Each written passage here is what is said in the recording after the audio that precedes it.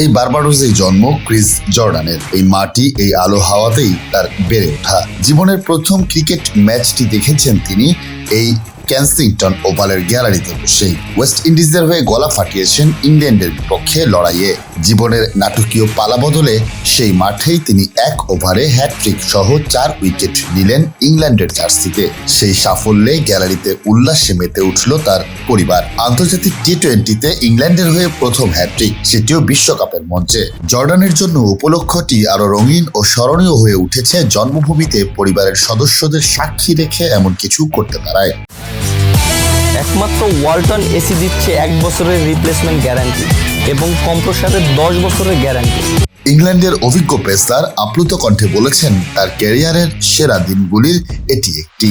যুক্তরাষ্ট্রের বিপক্ষে ম্যাচে রোববার যখন 19তম ওভারে আক্রমণে আসেন জর্ডান, 2 ওভার বোলিং করে তখনও পর্যন্ত তিনি উইকেট শূন্য। ওভারের প্রথম বলে তিনি ফিরিয়ে দেন যুক্তরাষ্ট্রের শেষ সময়ের ভরসা কোরি অ্যান্ডারসনকে। পরের ডেলিভারিতে রান হয়নি।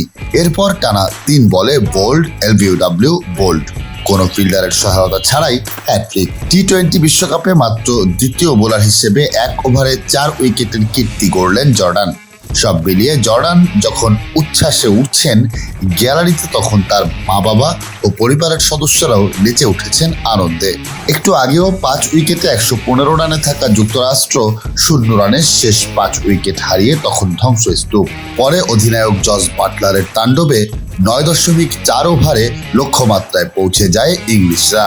আর রান রেট এমন উচ্চতায় নিয়ে গেল যে সবার আগে নিশ্চিত করে ফেলল সেমিফাইনাল।